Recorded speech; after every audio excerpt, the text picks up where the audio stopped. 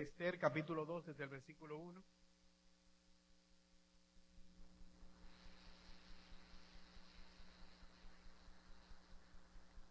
Pasadas estas cosas, sosegada ya la ira del rey Asuero, se acordó de Vasti y de lo que ella había hecho, y de la sentencia contra ella.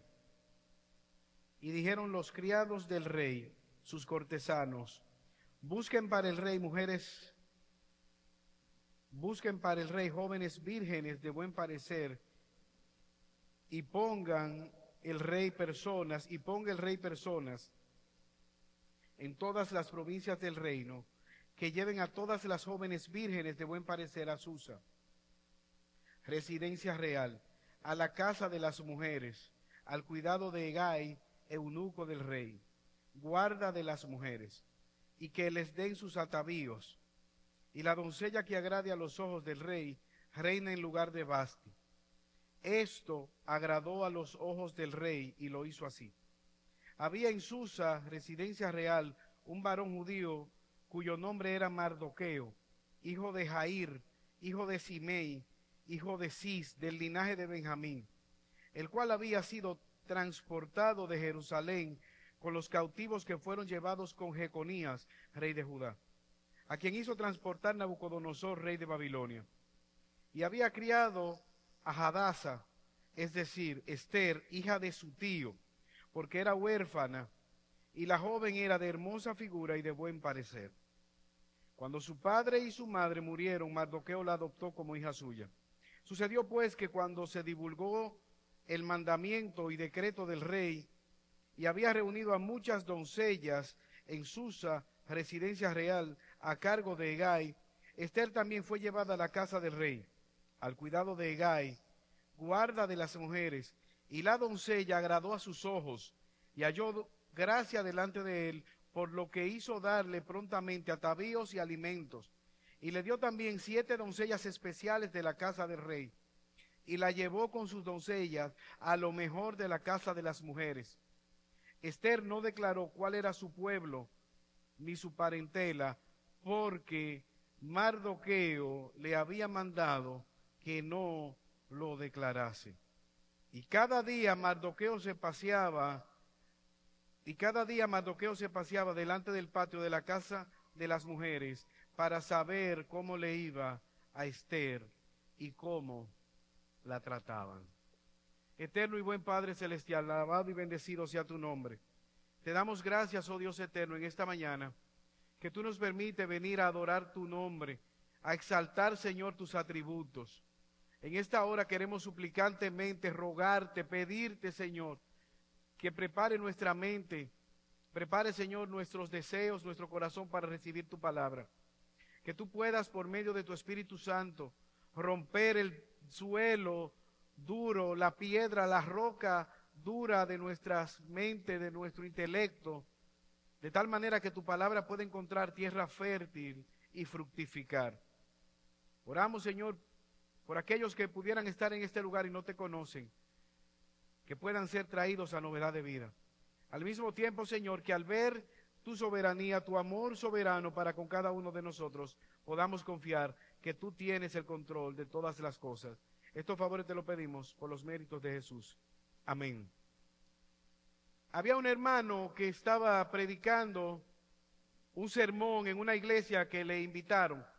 Inmediatamente él terminó de predicar conjuntamente con su esposa. Se paró en un lugar para comprar comida para llevar a sus hijos y fue abordado por una patrulla de militares. Inmediatamente le dijeron: confiesa el delito que hiciste. Lo esposaron, lo montaron en aquella patrulla y un militar estaba conduciendo su vehículo. Fue arrestado sin saber qué era lo que le estaba sucediendo. Cuando llegó a la comisaría o al destacamento policial, se enteró de que mientras él estaba lavando su vehículo, en el frente una persona trató de matar a otra, un sicario trató de herir a otro ser humano no logrando el asesinato. Pero cuando este sicario salió de aquel lugar, se topó con el hermano que salía de lavar su vehículo, le hizo alguna seña. Y por 4 meses la policía estaba buscando a esta persona como presunto organizador. La teoría de la policía era que este hermano que estaba predicando había sido, si no el cabecilla, el que estaba llevando a cabo el operativo que había tratado de quitarle la vida. Quizás usted puede pensar que eso ocurrió en otro país, eso ocurrió aquí en la ciudad de La Vega. El hermano es un hermano de Santiago que providencialmente estaba lavando su vehículo en esta ciudad en el mes de diciembre.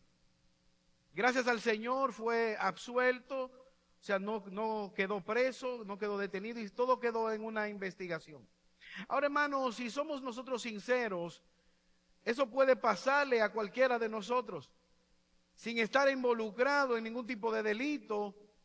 ¿Qué tiene que decir Dios en medio del sufrimiento? ¿Qué tiene que decir Dios cuando tú y yo pasamos por situaciones que no tenemos nada que ver? Decisiones quizás difíciles que pueden probar nuestra fe. Si yo le estoy sirviendo a Dios predicando, si le estoy sirviendo a Dios en un ministerio, como el caso de aquel hermano que estaba predicando en Santiago, ¿cómo es posible que esta cosa o estas situaciones vengan a mi vida? El hermano no tenía nada que ver con aquella situación, pero fue una situación difícil, incómoda, quizá de cuestionar a Dios, que puede robar el gozo. El texto que nosotros acabamos de leer nos muestra cómo Dios está en control de todas las cosas. Dios es aquel que gobierna todos los tiempos. Aún nuestras decisiones están en las manos de Dios. Aún el sufrimiento está en la mano de Dios. El pecado de otras personas no escapa al control de Dios. Pero antes de avanzar en el libro de Esther, me gustaría resaltar algunas cosas con respecto a Esther. Lo primero que nosotros pudiéramos decir es que Mardoqueo, un personaje que vamos a ver en esta mañana, y Esther no están planificando cómo librarse del rey Asuero. O sea, esto no es un plan de Mardoqueo y Esther. Tú y yo, que quizás conocemos la historia, podemos ver a Dios desde el inicio y hasta el final. Pero en el caso de Mardoqueo y Esther, esto no es un plan que ellos tramaron para librarse de las perversidades del rey Asuero.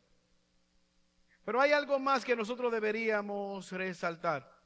Mardoqueo no es el papá de Esther, no es el hermano, ni el tío de Esther, es un primo, es primo de Esther, el primo quizás mayor de edad que asume la crianza de esta joven huérfana y de manera responsable lleva a buen término la crianza de Esther. Pero hay algo más que quisiéramos puntualizar en esta noche, en esta mañana. Esther no se inscribió en un concurso de belleza que resultó exitoso. Si usted vio la película que se hizo de Esther, se puede ver como romántico lo que está pasando con la vida de Esther. Literalmente, como vamos a ver, ella fue arrancada de su hogar para ser llevada a un harén de manera forzosa. No es una trama romántica donde ella concursa en un certamen de belleza como nosotros pudiéramos ver en nuestra época. Pero al mismo tiempo quisiéramos también resaltar que la soberanía de Dios está gobernando las circunstancias difíciles. Esther no está aquí para que nosotros salgamos imitando el ejemplo de Esther. No, Esther es algo o es una historia que no debería ocurrir. La cualquierización o la utilización de las personas, específicamente de las mujeres, como objetos sexuales. Pensar en Esther como un cuento de hadas es un error, no es algo romántico y un cuento de hadas. Es una joven que de manera sorpresiva va camino a un harén de mujeres sin ella estárselo proponiendo. Y dicho esto, acompáñame al versículo 1, donde quisiéramos ver nuestro primer encabezado. en las consecuencias dolorosas de la vida, busca un consejo que alimente tu fe y no tu carne. Al igual que Esther, que Mardoqueo, como creyentes, tú y yo pasaremos por situaciones difíciles, donde dudaremos incluso de la misericordia, de la bondad, del amor de Dios, del cuidado de Dios. Pero aún en medio de esas circunstancias, el libro de Esther está para motivarnos a buscar consejos que aumenten nuestra fe y no nuestra carnalidad. Versículo 1, Esther capítulo 2. Pasadas estas cosas, sosegada ya la ira del rey Asuero, se acordó de Vasti y de lo que ella había hecho y de la sentencia contra ella. Aquí vemos el rey Asuero. ¿Cuáles fueron las cosas que pasaron? Borracho, motivados por algunos príncipes, él mandó a llamar a la reina Vasti. Ella no quiso venir, probablemente porque en su borrachera él quería que ella desfilara desnuda y ella no quiso. ¿Qué hizo Asuero? Despidió, se divorció de Vasti. En esa ira pecaminosa, en esa borrachera, él desheredó a Vasti, la exilió, mas nunca la volvió a ver.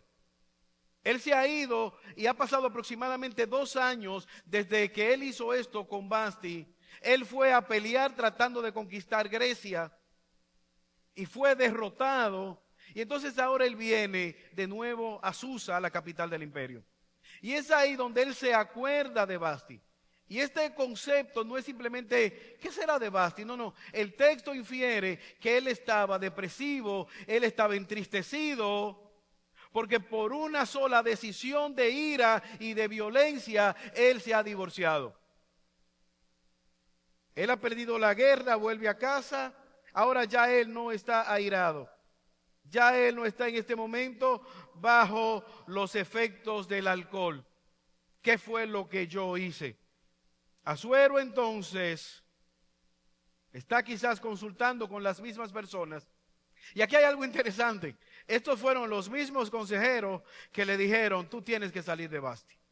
Ahora, ¿qué tienen ellos que decirle al rey? El versículo 2 nos dice que ellos le dijeron al rey, busca para el rey mujeres jóvenes, vírgenes, de buen parecer. ¿Qué dicen ellos? El rey está enojado, quizás también por nuestra culpa. Rey, te tenemos una propuesta. Quizás ellos están pensando, cada vez que el rey se llena de ira, alguien muere. Hay una decisión trágica. Rey, tenemos una propuesta para ti. Firma un decreto por todo el reino que te traigan las mujeres que sean las mujeres más hermosas, jóvenes y que sean vírgenes. ¿Qué usted cree que dice Asuero? Me parece excelente la idea. A mí me llama la atención que cada vez, en su gran mayoría, cuando aparece el nombre de Asuero, está ligado con pecado, orgullo, alcohol, lujuria, ira, fornicación, venganza. ¿Cómo inició el pecado de Asuero? Borracho y queriendo lujuriosamente ver a Vasti. Hermanos, él está aparentemente sobrio, él está ya no guiado por el alcohol. ¿Y qué decisión tú crees que él toma? La misma decisión que cuando estaba borracho. Evidenciando que no solamente es un problema de alcohol, no es simplemente un problema de ira, hay un aspecto de su pecado. Por eso este pasaje nos muestra que en las consecuencias dolorosas de la vida, busca consejo que alienten tu fe y no tu carne. Si los primeros consejeros fueron los que me metieron en esta situación, ¿por qué volver a los mismos consejeros? Pero al mismo tiempo aquí hay un principio. Decisiones tomadas de forma precipitada, de forma airada, conducen a un remordimiento. La misma ira, el mismo impulso lo metió en el problema. Ahora él pretende salir del impulso y de la situación tomando una decisión improvisada, airada, sin meditar, para buscar una esposa. Pero me llama la atención la impiedad de Asuero y de sus conocedores. No están buscando una mujer piadosa, o sea, que sepa quizá pelar unos plátanos, hacer algo, un hogar, buena madre,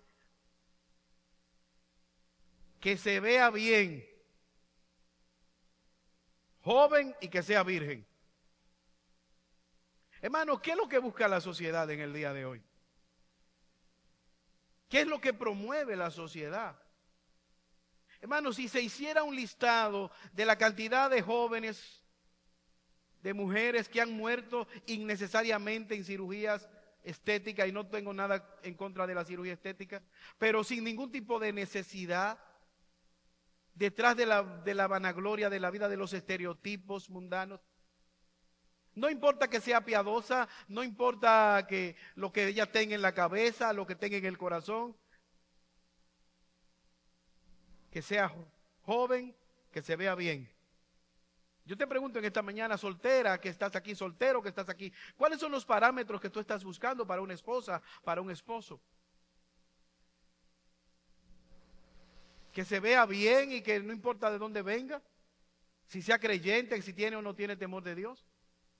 Mira lo que los consejeros les están diciendo. Hermanos, hay muchos matrimonios pagando el precio por haberse casado con alguien que simplemente se veía bien y que era bonito. ¿Cuántos matrimonios en dificultades? Porque el parámetro, ella tiene un tío o una tía que es cristiana. Pero ¿es ella cristiana? ¿Es él piadoso? ¿Le sirve a Dios o no? Decisiones precipitadas. El libro de Jueces, capítulo 11, versículo 30 al 31, Jefté gana una batalla y se le ocurre la idea de hacer un voto a Dios. Señor, yo te prometo que a la primera persona que nos salga a recibirnos, la mataré. ¿Quién fue la primera persona que salió? Cualquiera que salga a las puertas de mi casa a recibirme, cuando yo vuelva en paz de los amonitas, lo ofreceré en holocausto. ¿Quién fue la primera persona que salió? Su única hija. Ahora, ¿quién le ha pedido a Jefté ese tipo de sacrificio? ¿Acaso puede la mano de Dios ser movida por este tipo de sacrificio? Eran los enemigos del pueblo de Dios los que ofrecían a sus hijos en sacrificio, en asesinato. Lo que quiero resaltar es, hermanos, cómo la ira, la improvisación puede llevarnos a nosotros a tomar decisiones precipitadas, malos consejos. Y cuando hablamos de malos consejos, no necesariamente de dónde viene el consejo. A veces puede ser de un familiar creyente con buena o mala intención, quizás no necesariamente de manera negativa, pero aquí vemos personas impías que están asesorando mal una vez más al rey Asuero. Yo te pregunto en esta mañana, ¿quiénes son tus consejeros? ¿Quiénes son tus amistades? ¿A quién tú estás imitando? No, yo soy original, yo no imito a nadie. Todos estamos siguiendo a alguien. El apóstol Pablo puede decir, sean imitadores de mí como yo estoy imitando a Jesucristo. Pero al mismo tiempo, hermanos, este pasaje está aquí para darnos una advertencia clara y concisa. Sentirse mal no es lo mismo que el arrepentimiento. Sentirse mal por una mala decisión no significa arrepentimiento. La palabra de Dios nos dice que el que confiesa su pecado y se aparta alcanzará misericordia. Yo tengo un amigo que por no reconocer que estaba perdido, cruzó la capital y terminó en el aeropuerto. Ya cuando vio los aviones, por no admitir que su esposa tenía la razón y que él estaba perdido, siguió conduciendo. No, yo no estoy perdido, yo sé a dónde voy.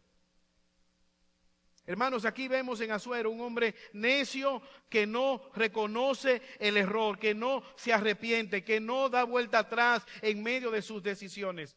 Una decisión tomada en ira, precipitada, y él sigue tomando malas decisiones. La ira se fue el enojo, pero también se fue su matrimonio, su familia y todo lo que él tenía. Y él va a tratar de restaurar eso con otra decisión precipitada. Las decisiones tomadas de forma precipitada y con ira a menudo conducen a un remordimiento. Como dije anteriormente, el texto nos muestra que la tristeza no es lo mismo que arrepentimiento. ¿Usted recuerda a Judas? Judas se sintió mal de haber traicionado a Jesús. Devolvió las monedas, reconoció que Jesús era un justo y después de eso, ¿sabe lo que hizo? Se ahorcó. No vino a Jesús en fe y arrepentimiento. En las decisiones, en las consecuencias dolorosas de la vida, busca consejos que alimenten tu fe y no tu carne.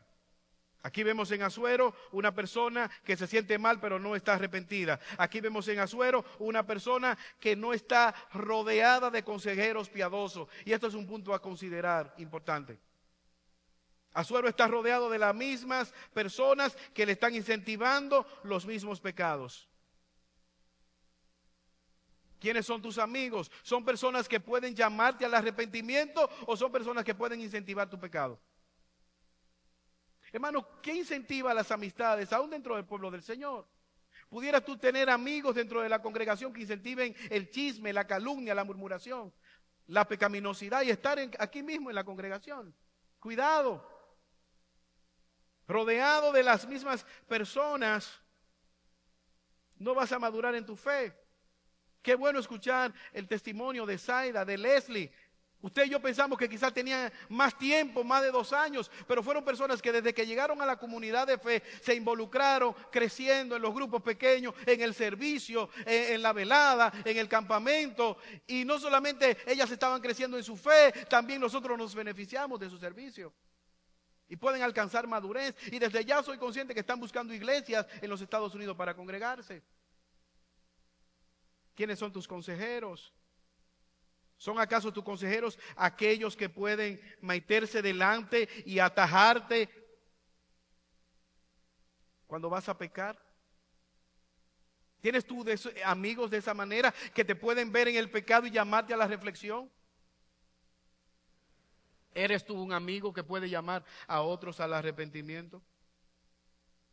Aquí vemos en Asuero un hombre que está siendo influenciado por amistades, por consejeros, que en vez de llamarle al arrepentimiento, lo que están incentivando es su pecado. Lo que están incentivando es el alcohol, son las malas decisiones. ¿Cuándo vas a cambiar? ¿Cuándo vas a reflexionar? Solo una vida tienes, no la desperdicies. Aquí vemos en Asuero un rey que cada vez que aparece está relacionado con el pecado.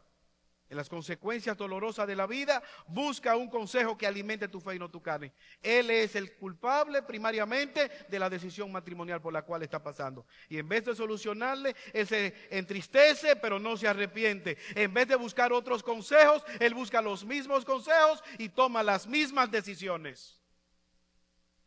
Pero tú y yo debemos buscar, en medio de las circunstancias dolorosas, consejeros que nos ayuden a acercarnos a Dios, que incentiven nuestra fe y no nuestra carne. ¿Sabes por qué?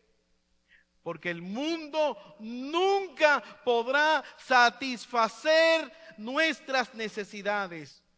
O dicho de otra manera, solo Dios hace al hombre feliz. Asuero tenía la mujer más hermosa de todo el imperio y no estaba complacido. ¿Y sabe lo que le dicen los consejeros? Vamos a hacerlo mejor. Vamos a buscar a todas las mujeres hermosas del imperio. A todas las vírgenes del imperio. Con una tú no fuiste feliz, con 400 quizás sí. Dice un teólogo, cuando buscamos el placer por las razones equivocadas y en los lugares equivocados, siempre nos evadirá. Cuando buscamos el placer en Cristo, siempre lo encontraremos. Él está buscando el placer en su pecado, en su maldad, pero no está pensando de manera reflexiva. El pecado manifestado en el rey Asuero. Pero vemos un segundo personaje que nos menciona la trama, Mardoqueo. Tanto él como su prima Esther, son parte central de la trama. Mardoqueo, que vimos en Asuero el pecado, vemos en Mardoqueo el sufrimiento. Pudiéramos decir lo opuesto totalmente al rey Asuero.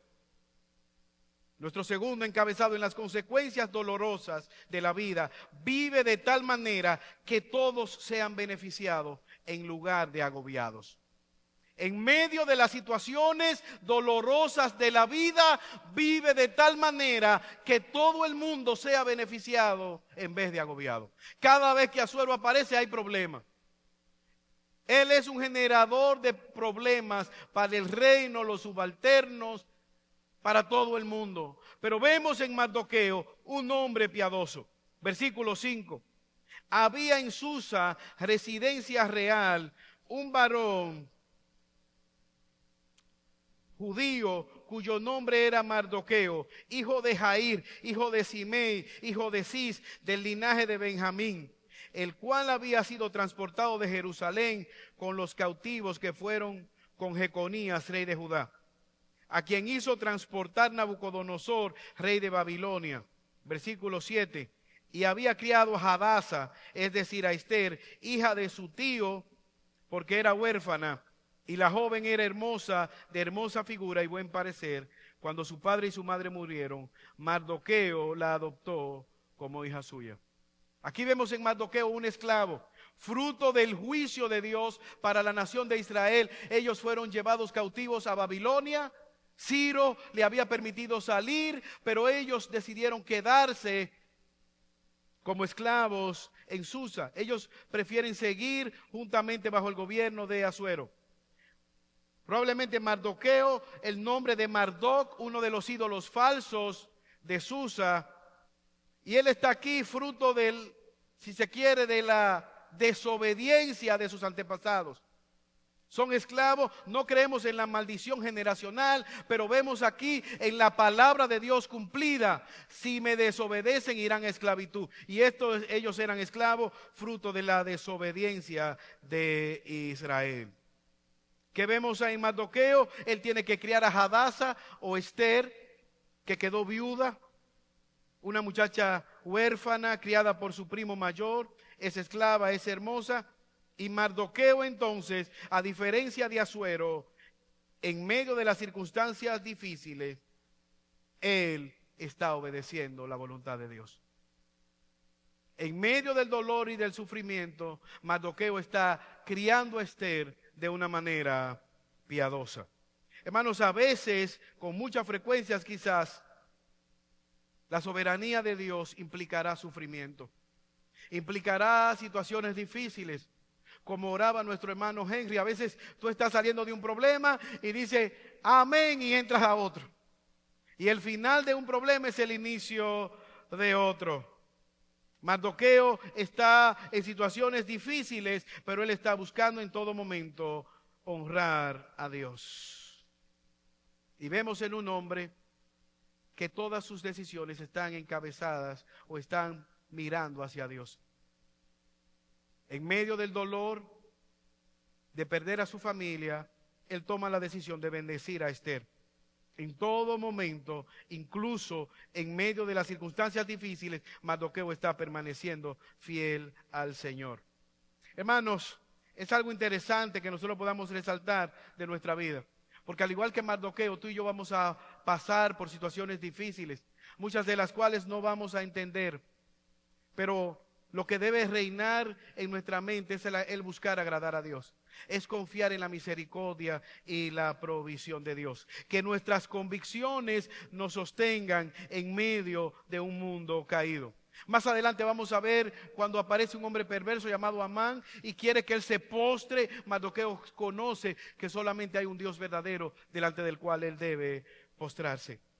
Tú y yo, al igual que Mardoqueo, pasaremos por situaciones difíciles, pero debemos confiar en Dios que nos está dirigiendo. Al igual que Mardoqueo, no tendremos quizás el conocimiento del porqué de las situaciones difíciles que vienen a nuestra vida, pero es una oportunidad para confiar en la providencia de Dios que nos está guiando. Mardoqueo tiene un compromiso firme con permanecer fiel a Dios. Y lo vamos a ver más adelante cuando él puede ver el propósito de Dios y decirle a Esther, para esto, cuidados, y para esto Dios ha permitido que estemos en este lugar. Hermanos, decía Riley, recordemos que no hay nada demasiado malo que el mejor de nosotros no pueda hacer, o menos que vigile, ore y sea sometida a la providencia de Dios. Por más difíciles que sean las circunstancias de nuestra vida, no hay nada lo suficientemente malo o doloroso que impida que tú y yo podamos someternos a la voluntad de Dios. Pensar quizás en el caso del apóstol Pedro, como Pedro es advertido de que Satanás le iba a atacar, que iba a pasar por momentos difíciles, y Pedro en sus fuerzas dice, yo no te abandonaré, yo nunca te voy a negar. Y como más adelante él termina negando conocer a Jesús para más tarde ser restaurado. Podemos nosotros pensar que qué débil era Pedro, pero hay momentos difíciles, hay circunstancias difíciles que vienen a nuestra vida, de las cuales nosotros no sabemos qué hacer o no conocemos el plan de Dios. La historia registra de una joven llamada Corrie ten Boom. Ella fue llevada a un campo de concentración conjuntamente con su hermana. ¿Cuál fue la acusación? Esconder judíos para que no fueran exterminados.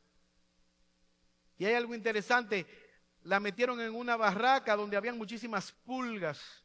Insoportable estar en medio de tantas pulgas. La hermana se quejaba. Y estas pulgas, ¿y qué es lo que tanto sufrimiento? No salimos de una. Pero el hecho de que en esa barraca habían pulgas, eso ahuyentaba a los soldados nazis. Ellos no supervisaban en esa barraca que estaba llena de pulgas para no contagiarse con la plaga. Y en esa libertad ellas podían orar y podían cantar al nombre de Dios con libertad o con cierta libertad, sabiendo que no serían sorprendidas por los soldados nazis. Es decir, que la pulga era parte de la misericordia y de la providencia de Dios para que ellas pudieran fortalecerse y animarse en medio de una condición tan difícil. Corrie ten Boom dijo, nunca tengas miedo de confiar un futuro desconocido a un Dios conocido. Nunca tengas temor de confiar tu futuro desconocido a un Dios conocido. Aquí vemos en Mardoqueo un hombre que en medio de las circunstancias difíciles ha determinado vivir para la gloria de Dios. Ha determinado hacerlo buscando el bienestar de los que les están rodeando. Pero al mismo tiempo el versículo 9 nos muestra que en medio de las situaciones difíciles de la vida, tú y yo debemos confiar en la providencia de Dios. Caso Esther. Mira cómo nos muestra a Esther, una joven huérfana, esclava, pobre, y que ahora se complica la situación. ¿Por qué? Porque con la disposición de Asuero, todas las jóvenes del reino van a ser llevadas a la capital de Susa. Versículo 9. ¿Qué le pasa a Esther? Ella es llevada, pero aún en ese momento Dios tiene control. Versículo 8. Sucedió pues que cuando se divulgó el mandamiento y decreto del rey, y habían reunido a muchas doncellas en Susa, residencia real a cargo de Hegai, Esther también fue llevada a la casa del rey, al cuidado de Hegai, guarda de las mujeres. Hermanos, aquí pudiera darse, usted lo lee y dice, oh Esther, ¿te gustaría acompañarnos, bella y hermosa princesa, a conocer a un rey? Estarás rodeada de lujos. Y da la sensación de que fue llevada. Lo que está diciendo es que esta joven fue arrancada de su casa, llevada a un harén de mujeres. Y oigan la temática de susodicho concurso. Este hombre tenía a su disposición 400 mujeres. Iban a durar aproximadamente un año facilitándosele perfumes, facilitándosele aceite al cuidado del rey. Y luego de ese año, una a una iba a pasar por la cama de aquel impío perverso. para ser despojada de su virginidad y luego llevada a otro harén, con el agravante de que nunca más se iba a casar. Si el rey la desechaba, ella podía pasar toda su vida y más nunca ir a la presencia del rey, viviendo como parte de un harén. Imagínense en alguna joven planificando alguna boda y que fuera arrancada por el consejo perverso de estos consejeros malvados. Es en esa situación que está Esther, llevada a un harén de vírgenes a espera de que el depredador llame, para ser despojada en el pasillo de la desvergüenza. ¿Qué tiene Dios que decir a esta joven? ¿Acaso escapará esta decisión tan perversa de las manos de Dios? El texto nos dice que cuando Esther llegó a aquel lugar donde estaba Hegai, el mayordomo de aquel harén, la doncella agradó a sus ojos y halló gracias delante de él, por lo que hizo darle prontamente atavíos y alimentos, y le dio también otras 7 doncellas. ¿Qué hizo que Esther fuera diferente? La gracia de Dios estaba con ella. La provisión de Dios estaba con ella. Usted recuerda a José, vendido por sus hermanos. Hablamos la vez pasada y como el texto nos dice que halló gracia en la casa de Potifar. Dios estaba con José. Halló gracia en medio de la cárcel. Dios estaba con él. Halló gracia delante de los ojos del faraón. Dios estaba con él. El favor de Dios no tiene límites. El favor de Dios estaba con Esther, aunque ella estuviera en el palacio, aunque ella estuviera en un lugar de dificultad. ¿Sabes qué? Ese es el mismo Dios al cual tú y yo le servimos, y su favor está con nosotros, aún en medio del valle de sombra y de muerte. El buen pastor va con nosotros. Él no nos ha prometido brincarnos de la aflicción. Él ha prometido estar con nosotros todos los días de nuestra vida. Por lo tanto, aquí hay un mandato a confiar. Aunque no entiendas todo el plan de Dios, aunque no estés viendo qué bueno puede salir de esto. Esther no está cuestionando la misericordia o la bondad de Dios. Ella está siendo dirigida tanto por el rey, tanto por su primo, y ahora entonces ella ha hallado gracia. Pero vemos algo más en la providencia de Dios, que sea Dios que te mueva a una posición estratégica, sin conocer todo el plan soberano de manera plena. Como vemos en el versículo 16, después de esto llegó el momento, y ella fue llevada al rey, delante del rey Asuero, en el mes 10, versículo 17, y el rey amó a Esther más que todas las mujeres. Es un spoiler. Dios va a poner gracia delante de Asuero. Esther encontró una posición privilegiada. Esther encontró una posición de misericordia delante del mayordomo. También encontró una posición privilegiada delante del rey Asuero. Pero vemos en Esther una muchacha que está dispuesta a guiar, a ser guiada. Una muchacha que está dispuesta a someterse voluntariamente al plan de Dios. A mí me llama la atención mientras leía este texto, pensar en Hechos 2, 43 al 47, hablando de la iglesia primitiva, y sobrevino gran temor sobre toda persona, y muchas maravillas y señales eran hechas por los apóstoles. Todos los que habían creído estaban juntos, tenían en común todas las cosas. Vendían sus propiedades y sus bienes y lo repartían a los pobres según sus necesidades.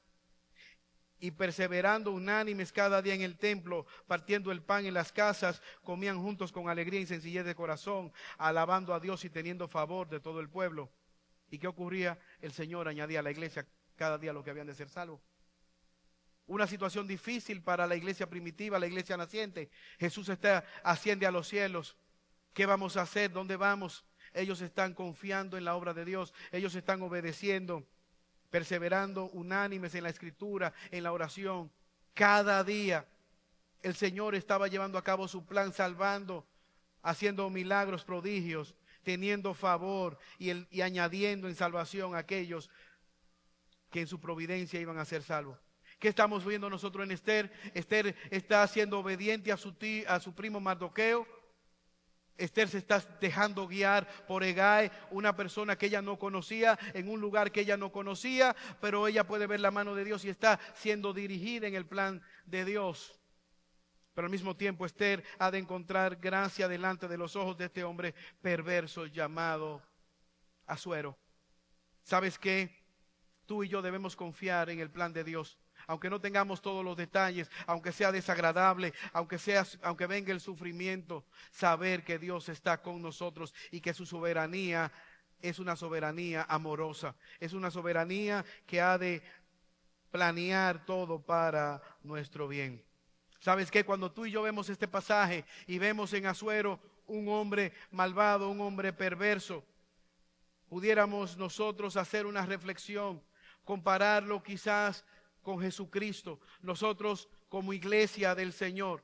Aquí vemos en Asuero un hombre que está tratando de buscar la más hermosa de todas las doncellas, la más que se vea más tierna, más pura, para contaminarla, para deshonrarla. Él no está tratando de ganar el corazón, él no está tratando de conquistarla de una manera piadosa, él se va a expropiar de esa persona o de esa belleza. Pero ¿sabes qué? La Biblia nos habla de Jesús, que ha venido a buscar una esposa, la iglesia, tú y yo como iglesia del Señor. Pero ¿sabes lo que ha hecho Jesús? Él ha buscado a la más desvergonzada, a aquellos que estábamos muertos en nuestros delitos y pecados.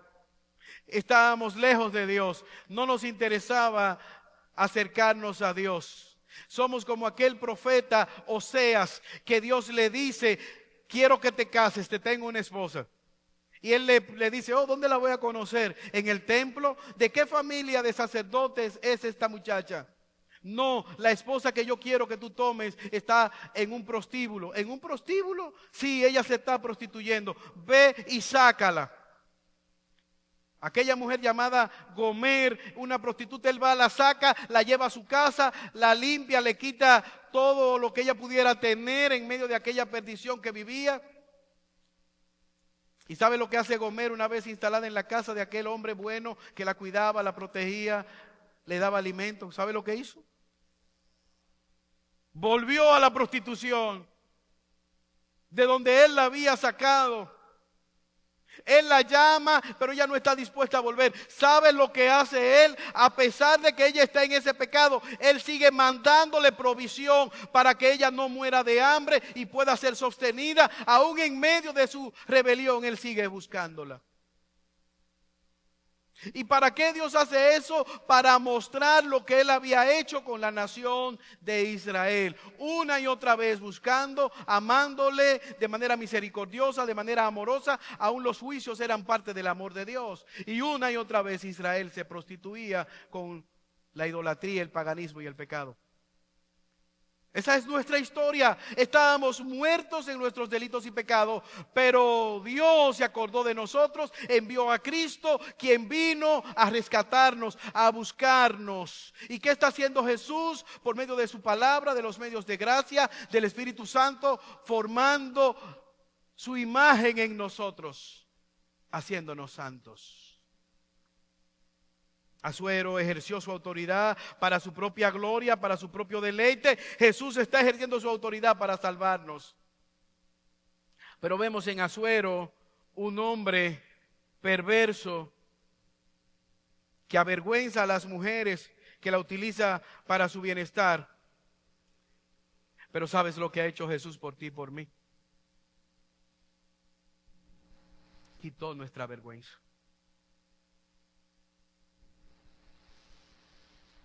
Todas estas mujeres que se acercaban a Asuero salían desvergonzadas, sin vergüenza.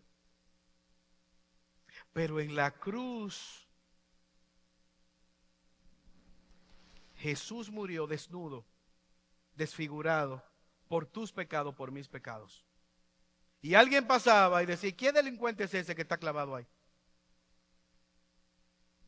¿Cuál fue el delito que cometió? ¿A quién mató? ¿A quién asesinó? Yo no lo conozco, pero él está clavado porque se autodenominó rey de los judíos. No lo conozco, pero él está clavado porque cuando Pilato le dijo, si te defiendes te suelto, él enmudeció. Él se dice ser el rey de los judíos. El justo por los injustos, el hermoso siendo desfigurado por nuestras transgresiones. Él en su desnudez cubrió nuestra desvergüenza, nuestro pecado. Asumió la justa ira de Dios. ¿Para qué? Para quitar nuestra vergüenza. Isaías, cientos de años antes, dijo: Él fue herido por nuestras transgresiones, molido por nuestras iniquidades. El castigo fue por nuestra paz, y por sus heridas hemos sido sanados. Jesús tomó el pecado y caminó el camino de la desvergüenza. Así como Esther le iba a caminar hacia la habitación de los aposentos de Asuero, Cristo caminó hacia la cruz, hacia el Gólgota, para derramar su sangre y darnos esperanza. Pero ¿sabes qué?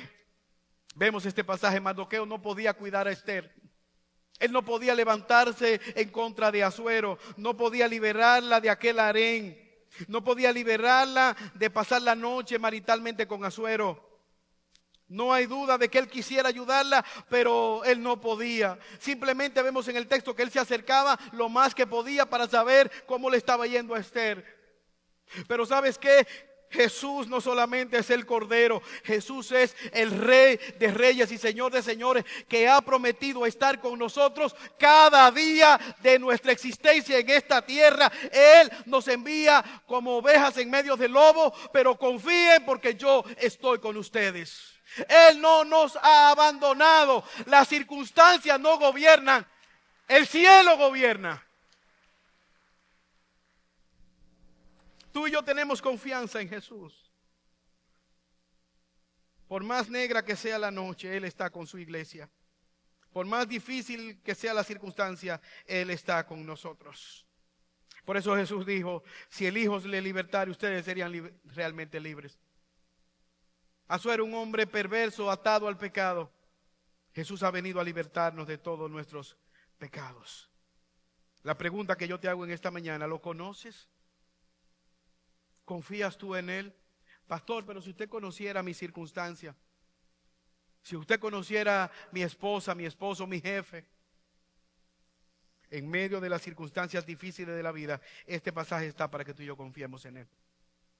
La historia registra la vida de un joven y su madre, una madre piadosa. Le enseñó las escrituras a este joven. Lo llevó, lo encaminó en el camino del Señor. Tristemente, a la edad de 7 años, aquella madre murió.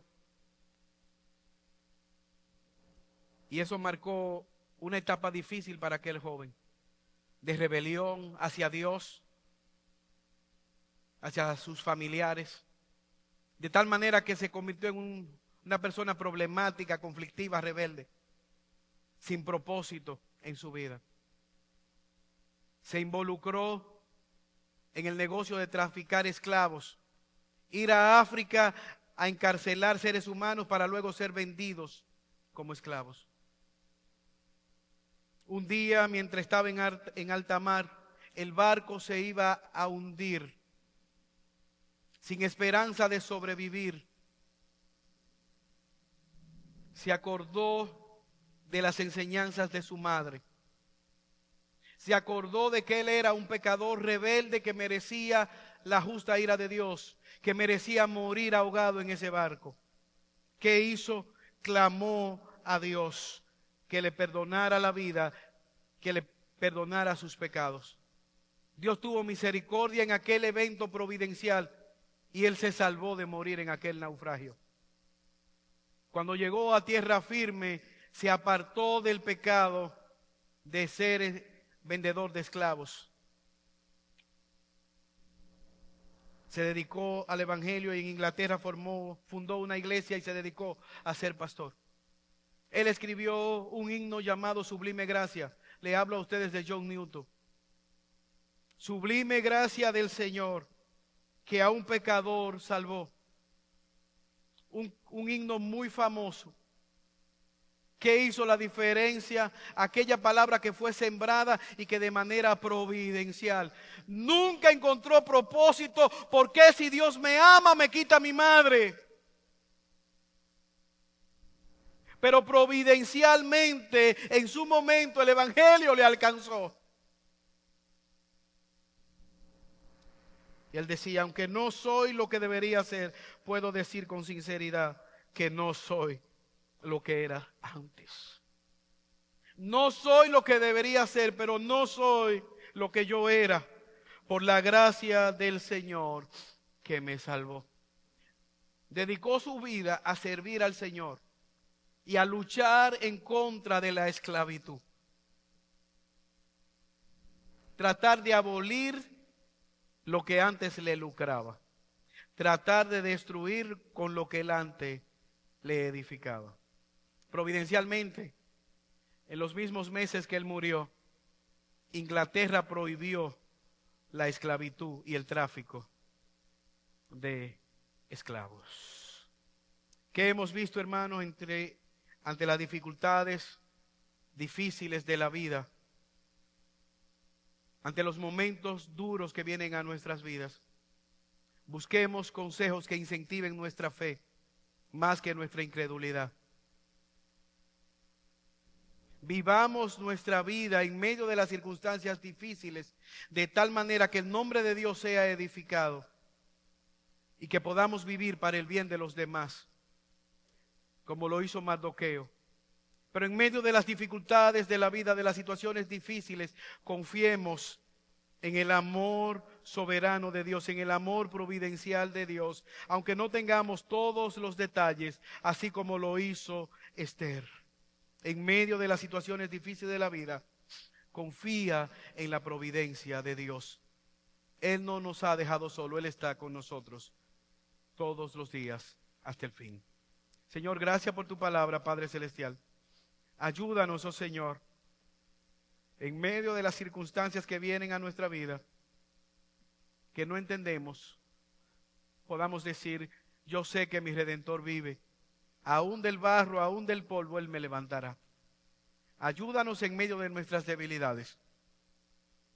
Guíanos, oh Señor, y oramos una vez más. Si hay alguien que no te conoce, que está pasando por dificultades familiares, matrimoniales, no conozco, económicas, no sé la situación, pero tú la conoces. Tú eres el mismo Dios que estuviste con Mardoqueo y con Esther y con tu pueblo. Eres el mismo Dios que está con nosotros en esta mañana. Que tu palabra pueda confortarnos, alentarnos, redarguirnos, motivarnos en medio de las situaciones difíciles, porque te lo pedimos por Jesús. Amén.